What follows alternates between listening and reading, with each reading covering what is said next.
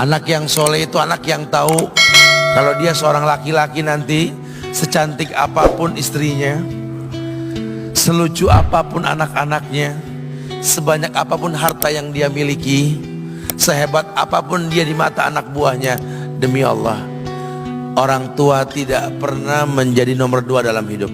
Ini banyak orang yang suka salah ini. Cuma gara-gara dunia, orang tua panjang mata menanti kedatangan anak. Jangan ya, jangan. Anak yang soleh tahu sekali, sampai kapanpun ibumu, ayahmu, sampai kapanpun.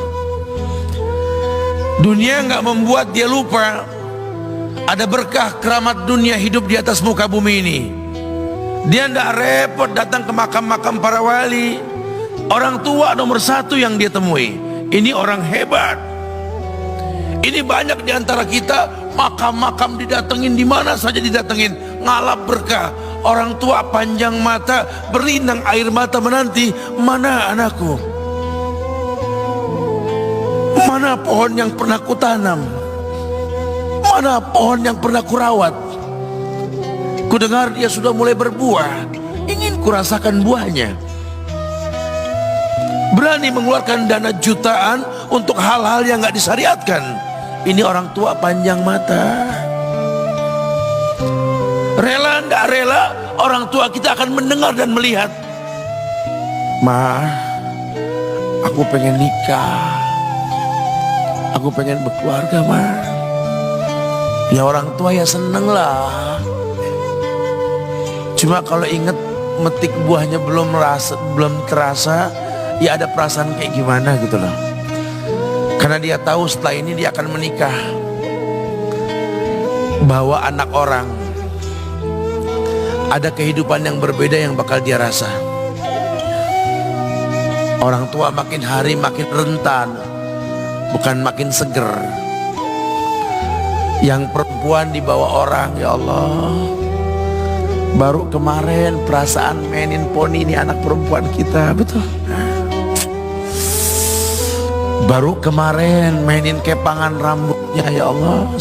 Ya Allah, baru kemarin perasaan saya titah dia, titah, ya Allah. Belajar jalan, bisa berlari bawa sesuatu, coret-coret tembok, aduh Masya Allah. Sekarang udah gede, dibawa orang, ya Allah, Masya Allah. Yang laki dekat sama mamahnya. Baru kemarin tangan mungilnya kita tuntun, kalau kelepas dia nangis, betul. Sekarang tangannya keker besar, tangan ibunya keriput, betul. Mau nangkep tangan anak pun sudah mulai susah. Nebawa anak orang datang dengan gagah, cium tangan, cipika-cipiki, udah. Ma, kita jalan dulu, Ma, ya. Udah Mama, udah. Digandeng tangan kekasihnya, dirangkul pundaknya. Ini anak laki ndak tahu ibunya kayak diiris-iris jantungnya. Dia lihat tangannya yang keriput, ya Allah. Udah berapa lama tangan ini nggak dibawa sama anak ini? Udah berapa lama tangan ini nggak digandeng sama anak saya? Kita merasa bangga akur merangkul istri kita, ibu kita ngelihat pundaknya. Udah berapa lama pundak ini gak dirangkul seperti itu, ya Allah. Dulu aku berdandan secantik-cantiknya, ku dandankan anaknya, ku bawa di hadapan kawan-kawanku, bangga anakku. Tapi dia gak pernah berdandan rapi membawa aku ke hadapan teman-temannya. Lihatlah ibuku, ibunya sudah kebayang, ya Allah, ini anak bakal minta nikah sebentar lagi. Yang wajar kalau orang nanam pohon pengen metik buah, wajar. Ini buah belum terasa, pohon sudah mau dibawa, kebayang tidak? Ya Allah. Mulai dia kebayang. Sehingga rasa-rasa seperti ini menjadi tumpukan rasa di hati orang tua kita, yang nanti pada akhirnya dia pun bakal kembali ke hadirat Allah, kita pun bakal kembali ke Allah, betul? Sementara yang namanya kemuliaan datang dengan cara sabab yang benar. Ridallah fi ridal walidain wa sukhtullah fi sukhtil walidain. Ridanya Allah ada di ridho orang tua, murkanya pun sama. Karena semua ibadah yang dia lakukan berujung pada surga. Dan yang paling gampang ketika dia mau menaklukkan dunia, demi Allah, berkah orang tua dulu yang dia ambil. Ini dirasa oleh orang mulia yang Nabi katakan, innahu min ahlis sama, innahu min ahlis sama. Manhu? Siapa dia? Sahabat, manusia yang pernah hidup zaman sahabat tapi nggak ketemu Rasul, yang bernama Uwais Al-Qarni, pemuda miskin pengembala kambing di negeri Yaman. Padang tandus yang dia tinggal di situ, yang dia kesampingkan hidupnya untuk ibunya, untuk ibunya.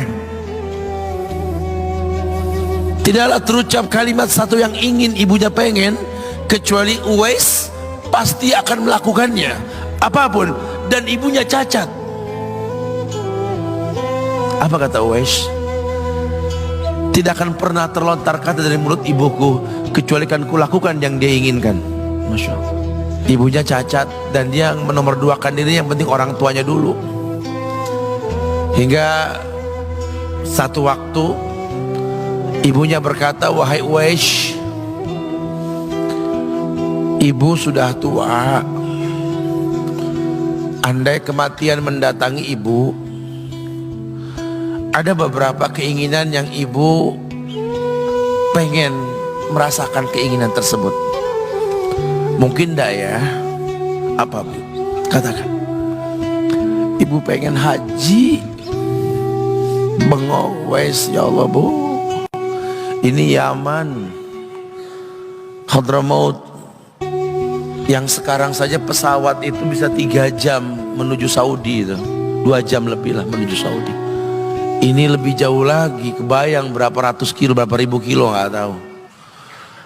Ya baiklah ibu, kata Uwais, aku tidak pernah menolak permintaan ibuku, tapi kali ini aku tidak bisa menjawab karena mikir gimana caranya ini. Apalagi dia seorang pemuda yang punya penyakit sopak, ada tanda-tanda putih di bagian badan itu kayak pano besar gitu tuh. Udahlah, terserah gimana nantilah. Yang penting ini nomor 1 dalam hidup ini. Dia beli seekor anak sapi, digendong tiap hari itu sapi sama si Uwais menuju puncak gunung. Turun lagi, gendong ke atas, turun lagi tiap hari. Sampai orang bilang, Uwais gila no. Orang sapi dipiara, dia digendong tiap hari naik gunung yang tinggi. Sampai nggak berasa, dikatakan 8 bulan dia lakukan itu. Sehingga terbentuklah fisiknya yang bagus karena olahraga tiap hari bawa itu sapi. Dan sapi itu makin berat, dalam hikayat dikatakan sampai di atas 100 kilo itu sapi. Kemudian dia tetap gendong ke atas dan dia yakin, bismillah saya yakin. Sampailah bulan haji, ibu naik ke pundakku, digendong ibunya dari negeri Yaman. Subhanallah, gak ada yang gak mungkin. Lihat,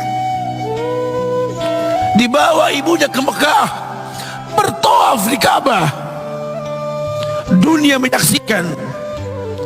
Bahkan hikayat mengatakan dia sempat bertanya kepada sahabat Abdullah bin Umar,